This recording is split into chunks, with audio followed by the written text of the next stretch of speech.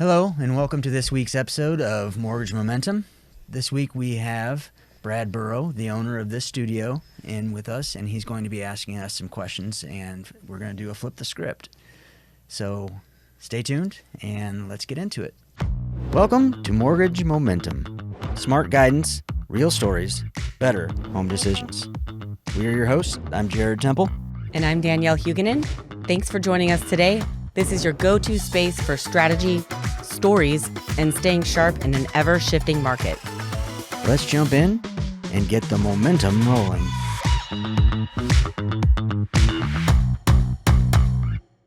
Hi, and welcome back to Mortgage Momentum. I'm Jared Temple. And I'm Danielle Hugunin. Welcome. And today we have Brad Burrow Yeah. with Real Media.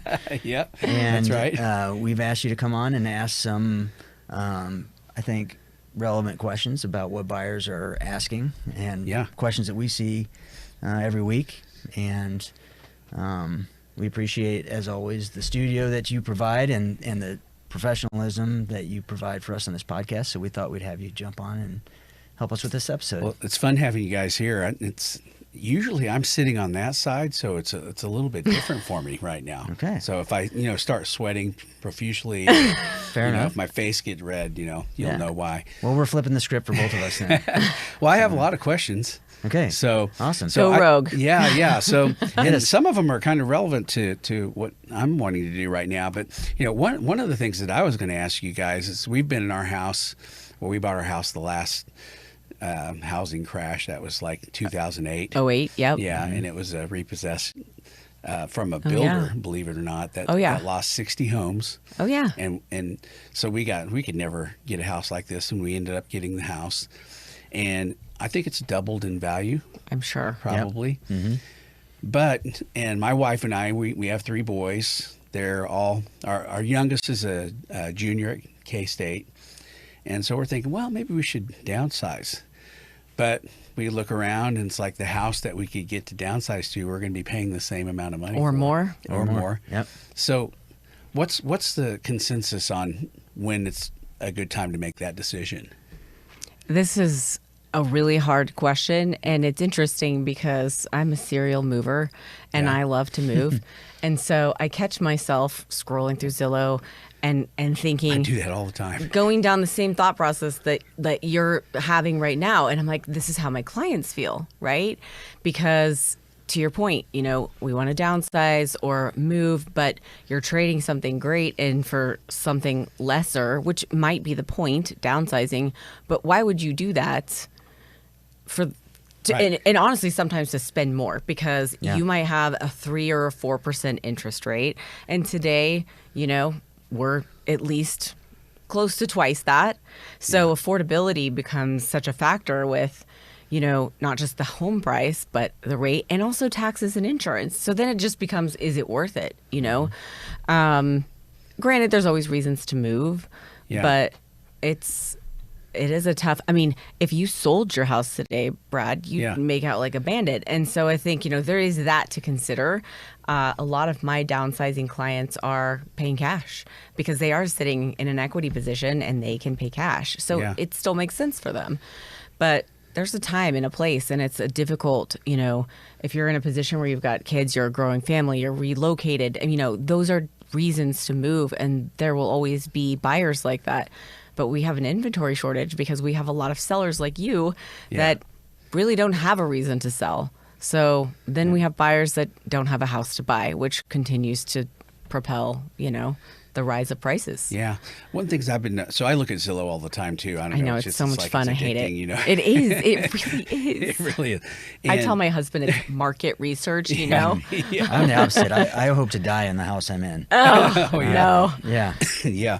But I look at Zillow and, it's like, it seems like houses are staying on the market a little bit longer right now. I know it's a little bit timely. Are you seeing that as well? I think that totally depends on the price point and where it is and how it's priced initially. So I can tell you that there was a weekend not too long ago where I had 9 clients write offers. One of them got the house, and all of them had 5 or more offers on the property. Really? Johnson County is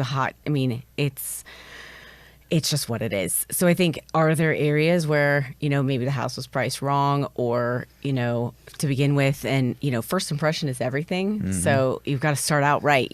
Sellers still think their houses are worth more than they are. So if a realtor lets them dictate the price, they may just get glanced over on Zillow. Yeah. Maybe the pictures aren't great. Maybe they never get the opportunity to shine. And then a week's gone by and then people are like, why has that been on the market for a week? What's wrong with it? Right. So it's a lot of psychology. And it's a lot about presenting things properly. But there is still very much a housing market that's going on. It's not the seller's market that it was, but it's not a buyer's market either. Mm-hmm. Have you heard that Reese Nichols is doing something with Zillow, or have you heard that, have the rumors about that? Something's happening with Zillow where they're going to be able to list things quicker. Like, how Zillow's a little late, based like a real estate organization like Reese Nichols, or somebody's going to get it out there quicker. Interesting. I don't know if you've heard that. I haven't. I just heard something. Some like off market listings? Yeah. I mean, I hear a lot about that. There's a couple of brokerages that are doing that. Yeah, but not with Zillow. Not with Zillow, though. No. Yeah. Interesting. Well, so we'll have to read more. Let's go through some of these questions that we have. Okay. Is it smarter to wait or buy now and refinance later? So that's a good question, because you could potentially refinance later and hoping that the market, that the rates come down. Yeah. I probably get asked this question 5 times a day. Do you? For real. Yeah. And, it doesn't, I don't want to sound scripted, but, real estate is not about the rate. You don't buy a car because, of the rate, right? Now, a car's probably a bad comparison, but real estate is an investment. It's about equity. And it's also a home. It's not about the rate. Now, that being said, you cannot, I would never advise somebody to buy banking on the fact that they can refinance. That is not a good decision. It has to make sense for you today. You have to be able to afford it today. And the likelihood of having that opportunity in the future is probably there. But most of my clients that have waited, will wait for rates to come down. We'll save a little bit more money. I actually penciled this out for somebody yesterday. You waited and now you have 20% to put down. But now rates are a point higher and properties are 15% higher. So at the end of the day, you're actually paying the same thing that you would have 2 years ago, but you would have had 2 years worth of equity in your house. Yeah. So, waiting might work for some people, but it's really not something that we can generalize. If you find a house that meets your needs and it's within your budget, it's a great time to buy. Yeah. Houses are appreciating. Rates are not permanent at all. Yeah. Can that still keep happening, the appreciation of a property? I mean, we've seen unprecedented growth in the last, 5 years? Especially here. Yeah. And is that in the Midwest specific in the Midwest that's happening mostly?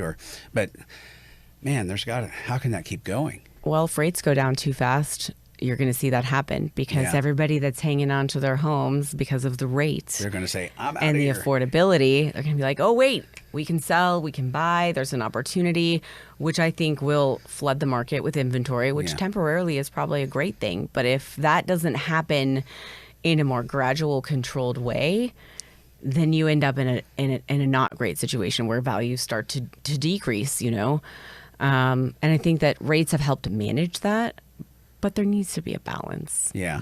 And there's a lot of pent up demand. There's a lot of people that are like, oh, I'm stuck in this, or not stuck, I'm in this 3% rate. I'd like to move, but I don't want to because I don't want to give that up. And when things kind of come back down, it makes it a little bit easier for that decision for them to move into something different. And it's going to be, if it happens too fast, you're right, it's going to completely flip. Another thing I see that creates more sellers is, consumer debt is at an all-time high, right? I mean, it just is. And, you go to a restaurant, it's full every night of the week. You go to the airport, every flight is full. It's crazy. So, but values are going up. So, the idea of consolidation with debt in your home is very much a thing. So you might have a 3% rate, but if you're carrying $100,000 worth of credit card debt at 20 to 30%, that rate doesn't matter anymore. Yep. Yeah. So if you can consolidate everything, right? Maybe you have a 6.5% rate on your mortgage, but you're saving thousands of dollars a month. So this is happening. Like, people are using their equity to better their financial situations. They're no longer tied to the rate. Yep. So the next time they find a house, they might be more apt to move. And they were able to use their house, as a way to create some financial freedom. Yeah. Yeah, it makes sense. What's the biggest mistake buyers make when choosing a lender? I drive home from here, and I probably hear 3 or 4, 5 maybe lending companies, saying, you need to borrow money from us to buy your house or home equity or whatever. Yeah. How do we choose a good lender? I think that answer is different for everyone. Yeah. Because we all have different levels of things that are important. We all have different things that we value more than others. As a lender, I don't want to work with everybody. I want to provide a level of service and expertise and knowledge that is valuable to some people. And, that's how you create meaningful relationships. My opinion is the last thing that you should do is pick based on a rate at face value, because that rate may have fees hidden in it. The lender may not be educating you on what you're looking at. And I think that we've all been sort of, like the hyper focus on just the rate right now. It's like a rat race. It's the main selling point of every ad that you hear. It is. Yeah. And half of them aren't even fully truthful. Yeah. So, More than half. You know more lenders than I do in terms of just like the vast spectrum of like how many are out there. I mean, what do you think? Well, honestly, there's so many ways that lenders can present it. If you have the lowest rate, but your closing costs are 4 times as much, where's the break even at? And when you start to put pen to paper, there's so many people that are knowing that people are just looking at rate, they're inflating it. Yeah. They're inflating their cost to cover it because they're buying down the rate. It's like deceptive advertising almost. It is. It is. It really is. Yeah. And but at the same time, there's everything is situational. So for some people, it makes sense to buy down the rate or to do a buy down. So it really is situational, but it's not just about rate. Find somebody you can trust and have a real conversation about what your goals are. That's where it starts. I think most people want to have options. They want to have choices, but they want to be educated on what those mean and what they are. Not just, here's a number. They want to understand, especially the younger generation. I'm finding they want to meet in person. They want to have, there's so much on the internet. Isn't that interesting?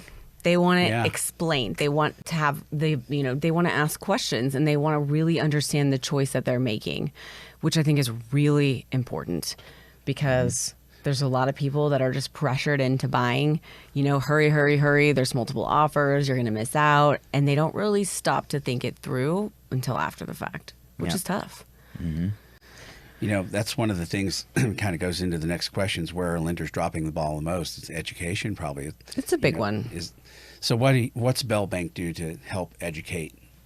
Like I've got my oldest son, they just bought a house 2 blocks from here. And they've been in it for a year. My middle son is thinking about moving in with us so that he can save money. He works at Fidelity. He's doing really well, but he wants to save money for a down payment. But the education side of it, we as consumers, we just don't understand. Don't know. There's you can get lost in it. Yeah, you can. And it's not one size fits all. So many people will go out online and Google something or put it into ChatGPT or whatever, and it'll give them a scenario, but it may not be the right scenario for them. And I think that's where you need somebody that knows what they're doing and someone that's reputable that can come along and say, okay, well, let's match up what you're trying to accomplish and what your goals are so that you can do the right thing that's best for you in your situation. That may be our next thing, is we do some training content. Right.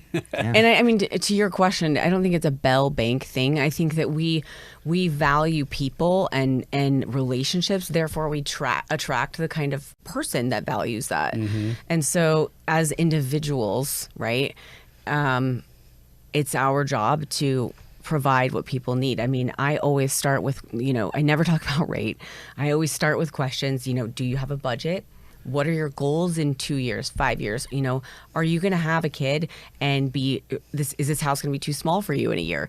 You have to look at the big picture and really ask people and guide them through the conversation of not just today. It's not just about today and the rate and the payment today. It's about your future. Mm-hmm. And you're really interested in getting to know people, and because you'd have to understand somebody's situation, be able to have those conversations. Yeah, where the relationship comes in. For sure. I mean, you have to get to know. Well, also as a person that is in sales, you have to learn how to anticipate what someone needs, even sometimes before they know what that is or how to verbalize that to you. You have to guide them through that. Mm-hmm. So one of the things that we're seeing a lot is you see a house and you need to make an offer right now. In the old days, back, I'm pretty old, by the way, guys. Mm-hmm. So, we make an offer, go out and get financing, have 30 days to close the deal. Yeah. You can't do that anymore, can you? I mean, you can. So what's the best way to do that now? And how can you be competitive, when you got 5 people that you're bidding against and you want this house? I think that the thing that people fail to think about is, what does the seller want? Because we're generalizing it, right? I've got the highest price or whatever you think somebody wants. People are just assuming the highest price is going to win the deal, right? Right. And that may not be the case. No, maybe the seller already moved out and they want to close in 2 weeks. Great.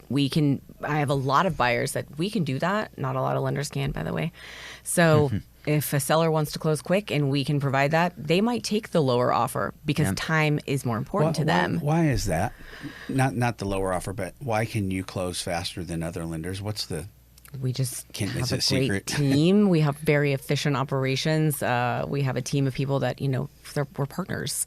They want to help us make loans. It's not hard. There's a very fluid system, and the communication amongst, our entire division is amazing. It helps.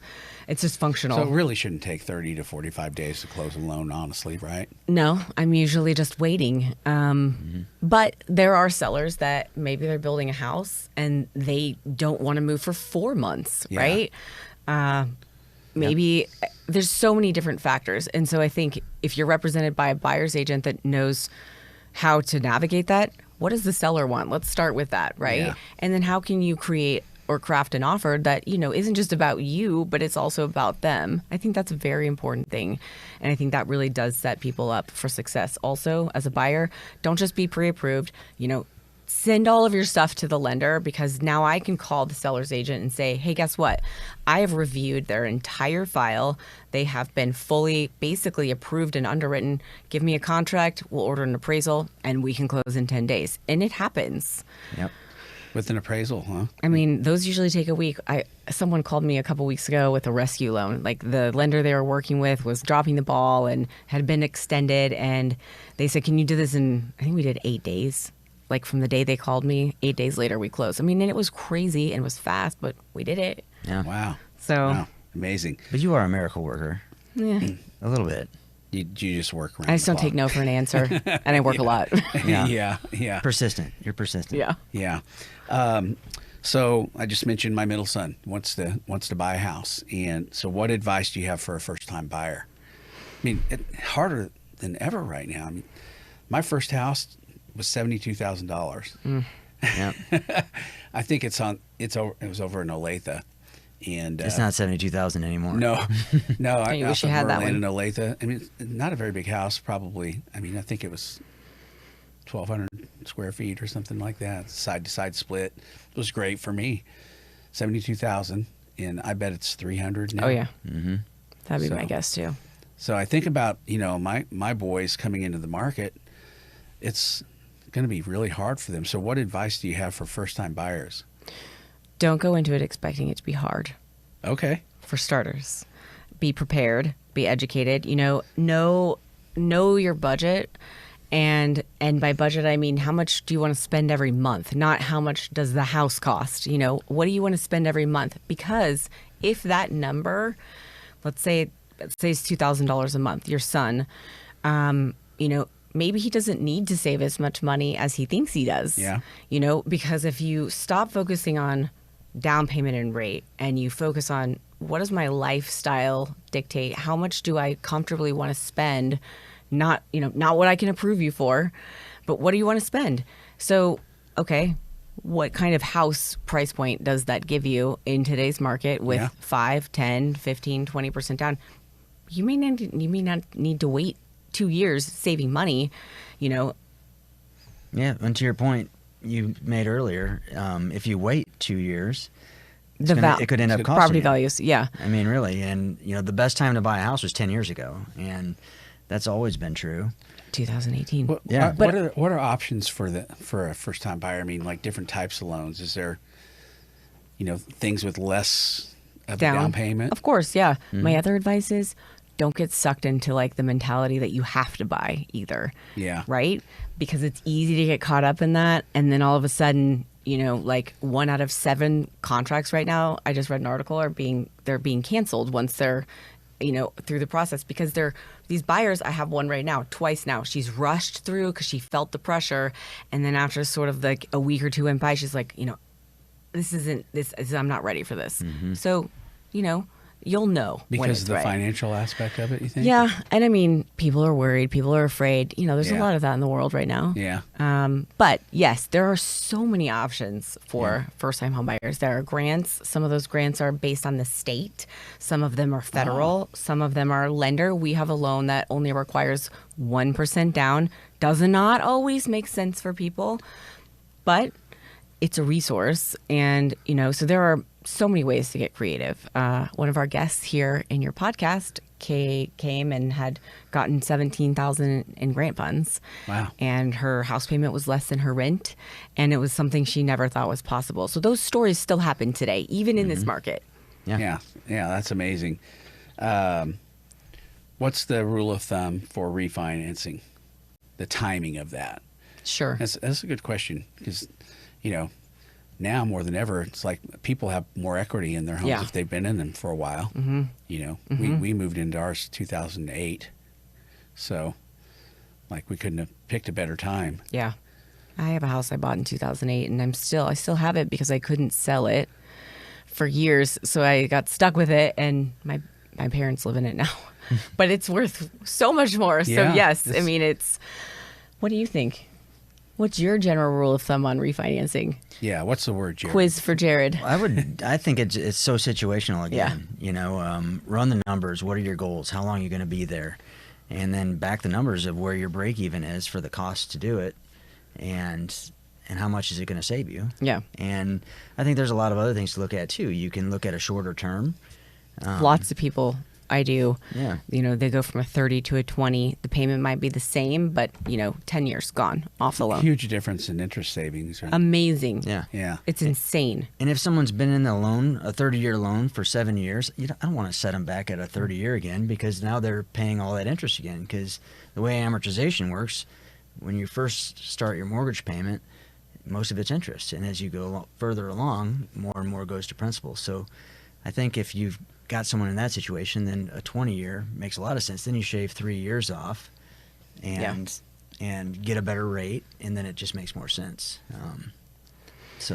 You will hear people say a 1% reduction in rate. It needs to be 1%. I mean, there's some validity to that, but that's not always. It doesn't even always make sense even then. Yeah. Do you have PMI, private mortgage insurance? Everyone's so scared of that. That's your area of expertise. Sometimes that's only $10 a month. Yeah. But I mean, maybe you're getting rid of that. It's not just about the rate to, the term. So there isn't a rule anymore.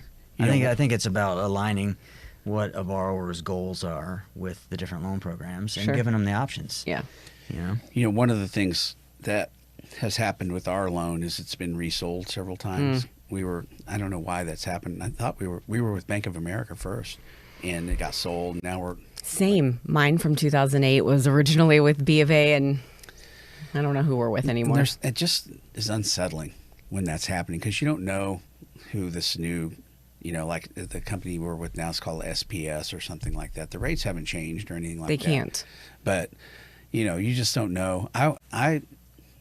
Maybe you can talk about this a little bit. The idea of having a banker that that you have a relationship with just feels so much better to me than some somebody that's in another city that you're a number basically. Yeah.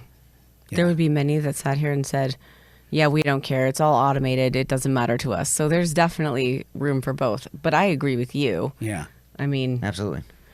Well, and there's so many servicers that are just not good at it. If you're just making your payment and having it ACH withdrawn, it probably is not going to be effective. But as soon as you need them, if you want to do a principal reduction and you want to do a recast and all of those types of things, some of them just are difficult to work with. Yeah. And that can be frustrating. so I'll praise Bell. And one of the things that I sold again for most of my career, I was like, we don't service, but that's okay because it's auto pay. You can still call me if you have any problems. But then you can't do anything about it.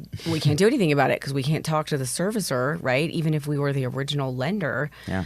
And now having been somewhere where we service our loans and we mean it. I mean, They're good. Jared uses this for recruiting even. Like, how long does it take? So I think they had 64,000 calls last year, and 99.2% of them were picked up within 3 rings. And not like a recording. There's no phone trees. They're people. Yeah, no phone trees. I have clients that literally make their payments over the phone because they appreciate how well the customer service is. They just want to call. So it matters to people. Yeah. I think it really does. And Especially when we do it right. Yeah. I mean, it really matters. And for me, I mean, it's definitely a way to help us, build better relationships, and we can act like it doesn't matter, but it does. Our servicing team, they monitor rates for our service clients. They tell me, hey, these clients should be looking at refinancing based on rates. I track that They're stuff. telling you that? They are. Oh, yeah. Really? So we're making sure that we're really looking out for everyone's best interest. And, that's really just the core value of our company. You think about the house, it's probably the biggest purchase of most of your customers. And it's like you want to feel secure about that. Yeah.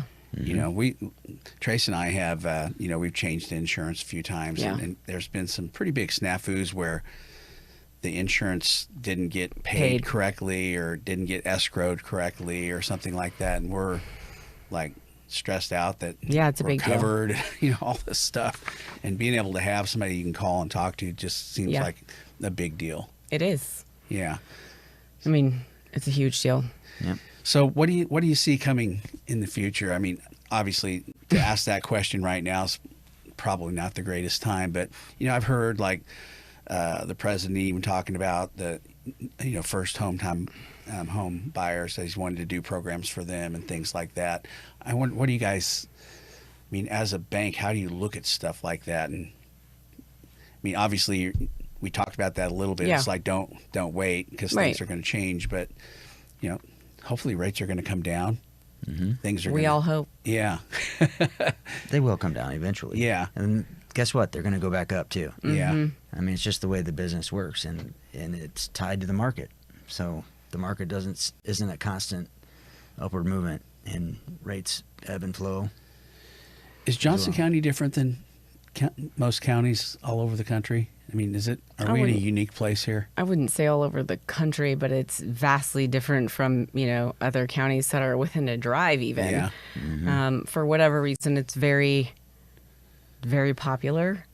There's a lot of, accessibility. There's a lot of jobs. There's every resource that you could need. You're not isolated from anything. There's good schools. There's new construction. There's plenty of houses. It seems to always be competitive. I mean, just, outlying cities like the coastlines, there's always more extreme highs and lows with values. And the Midwest is historically and generally more stable. Yeah. But, I mean, Kansas City has seen an exponential amount of growth over the last, 5 to 10 years, especially, I think, the last 5. Yeah. Since COVID, too. We have some sports teams around here. We're doing some cool things. And I remember during COVID that I had a lot of clients, actually, mid-20s. They were traveling to different Midwest cities and interviewing, basically, where do we want to live? Because we can live and work wherever we want. So they were looking for a place to raise a family that was more affordable. And this happened to be a really popular location. And I think it's just kind of grown since then. It's pretty awesome. Yeah.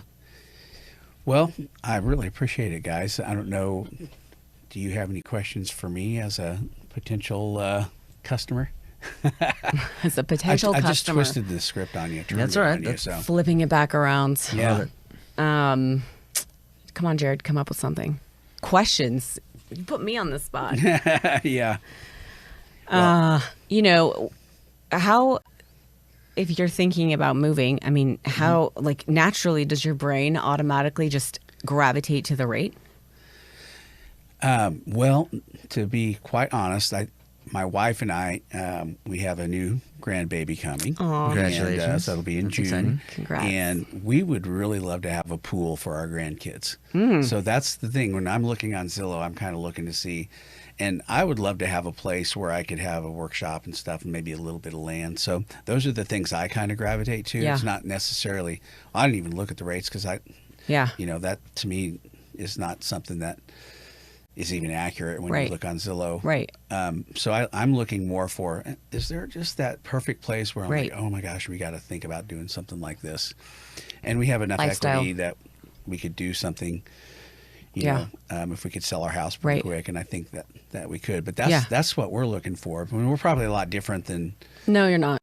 no? No, that's interesting, actually. And a really good point is that you know what you're looking for, and a lot of people do. And it might take them years, but when that one thing comes on the market, you know, and then that's where you have 10, 15 people making offers on a house, right? Because Yeah. it's like this gem. But a lot of people are looking for what you're saying. You know, it's just providing a different lifestyle within your home that isn't about your career or your kids being in school or a fast-paced life. You know, you're just in a different phase, and you can be intentional about living in a space that, you know, brings you joy, and it's more about that than anything else. So that's a really good point. The problem is, I think that we're not quite ready to just pull the trigger. Sure. I mean, it's like that would be a good question for you guys. What do we need to do to be ready to pull the trigger on something like that, even if it's going to take 6 months to a year, maybe 2 years to find that right place? Right. I mean, it's not like I guess you could be pre-approved, but that only lasts for 120 days. Yeah. Yeah. So Yeah. how do you prepare for something like that? I mean, I think it's never too early to educate yourself, you know, to prepare for the fact that you think it might be 2 years, but what if it's not? You know, what Yeah. if that property comes on the market? You know, so do you have to sell to buy? If you want to be non-contingent, what does that look like practically? Is that something that you're comfortable with? You know, just having even just a conversation with a lender, not even an application, you know, let's just talk about this, you know, Yeah. what do I need? Where's my comfort level? What does it look like if I sell versus not? You know, how do I position myself to be competitive on a really quick basis? Yeah. And that isn't always just filling an application out. So Are people even taking contingent offers right now? some, yeah, Really? not really That- in Johnson County, Yeah, I was gonna say. maybe in the Northland. Yeah. Yeah, I mean, there's always a chance, right? If the offer's good enough, some people will wait. It happens. Yeah. You'd have to be a little bit higher to They're get typically accepted. not going to give it away if they're confident that the place is going to sell. Yeah. Why take a contingent yeah. offer if Yeah. that's the case, I guess, huh? Yeah. But to everyone listening, you know, if a realtor just says, no, that's not an option, I don't believe that, you know, at all. I think every seller wants something different and has different things that matter, and nothing is ever off the table, you know. Like my dad used to say, you get 100, what is the saying? Like if you don't ask, that's always a no, right? You miss 100% of the shots you don't take. That, Yeah, thank you. I knew you know the dad-splaining. Yep. We just had the Final Four last night. Yep. But you know, That's right. That's right. you need the realtor that's savvy enough to understand like how to properly guide somebody through that conversation. Like, no, you cannot come in 20% under asking price and like with a contingency. Like this is reality, right? Educate and help people walk through that process. So, yeah, How do you set the value on a house when you're selling a house now? I mean, I am not that. I don't because know. it's like, well, they've gone up so much, you know, and I've seen some crazy people. I mean, Prairie Village, if you look in Prairie Village, Oh my gosh. it's like these terrible houses are going for I know. $750,000. So interesting. All my friends that live in South Johnson County, their ultimate goal is to be able to move to Prairie Village. Oh, really? Isn't that bizarre? I've heard so many people have said this lately. I'm trying to get further away from it. I know you I are. would go south. Yeah. Yeah, that's the direction I would go probably. I think as far as setting the price, it's really about what other houses that are similar, the comparables. Yeah. What are they selling for, and that's so different in different parts of the city. It is. So if you get an agent that's knowledgeable that can pull comparables and be able to look at it, everybody thinks their house is the best house on the block. Of course. But the problem is everybody can't have the best block on the house. Yeah. House on the block. One of those. Yeah, that's right. So I think being able to have a real estate professional that can look at them and say, okay, well, I get that you just put in new carpet, but that doesn't mean you're going to get the $15,000 you put in carpet. Yeah. You're not going to get $15,000 because it's just carpet. And getting people to understand that, I think, is important. Yeah. So we finished our basement in our house, and that you get a lot of the things to tell you what your house is worth, but that's not being considered because it's below grade. Yeah. Well, and Zillow doesn't know. The county doesn't know unless you had to pull a permit that you've done something to improve the value of your house. Yeah. But not everything requires a permit. So yeah. That's the thing. I mean, those things are AI, like just intelligence, what's been selling around, and it's a good idea, but there's no way of really knowing what a house looks like. But yeah, and at the end of the day, if you get the right buyer that loves what you've done, people, everybody has their taste, and if they like it, people are willing to spend more for something that they really want. So, do you guys have good relationships with realtors? Yeah. I mean, that's got to be a big part of your job, right? Every day. Yeah, for sure. Yeah. I'd like to say more of my referrals come from other places other really? than realtors.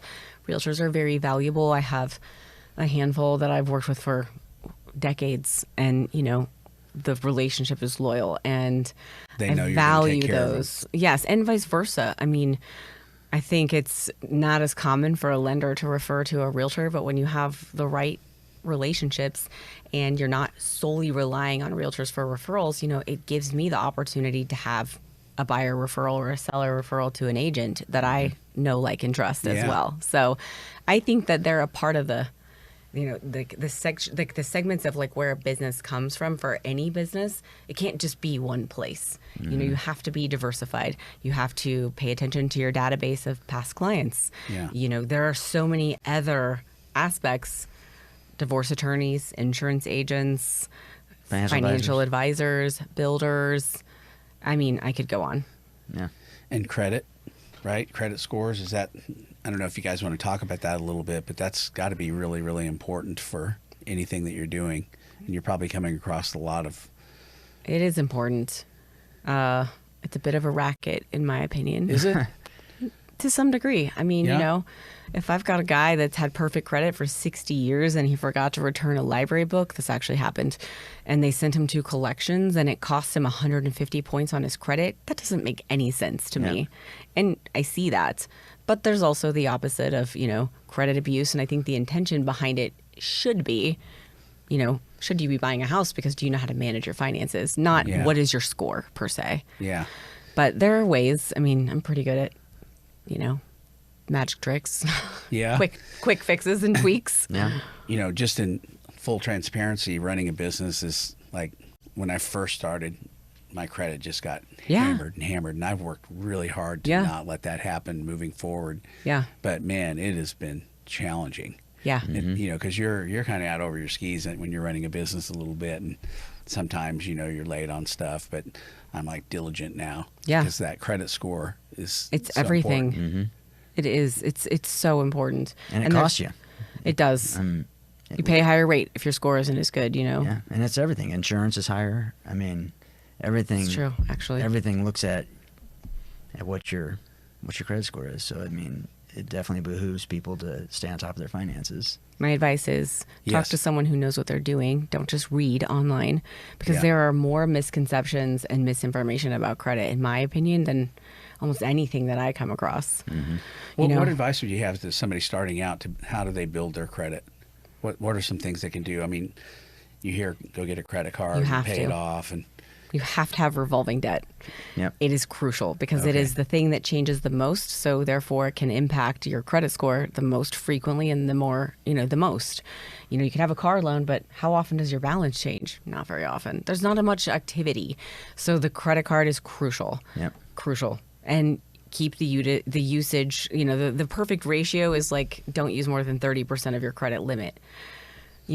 Life happens, you have to, but that's the goal. Yeah.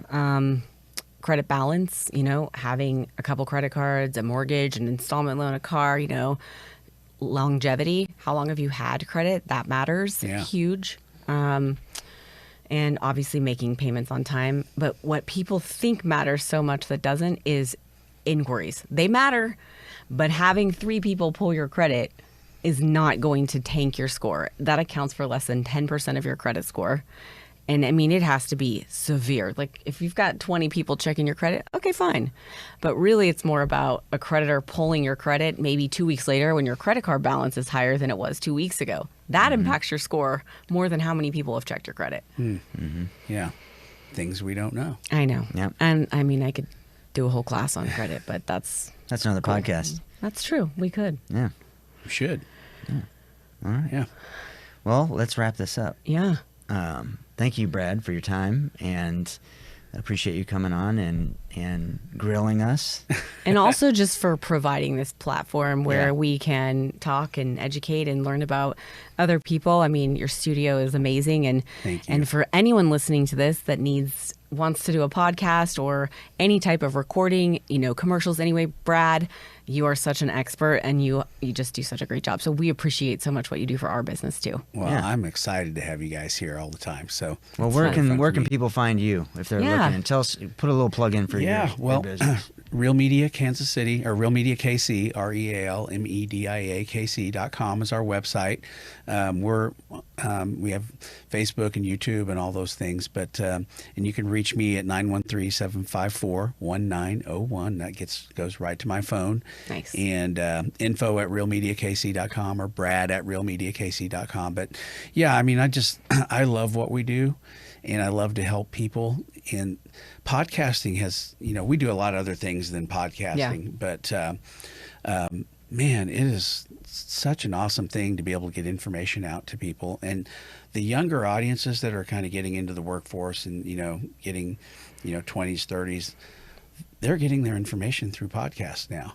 Mm-hmm. It's amazing how many, I mean, we know there are a lot of podcasts out there, but that's how they're getting information. So it's a tool you almost have to have as a business now. Yeah. And you can control the narrative. Yeah. Talk about the things you want to talk about.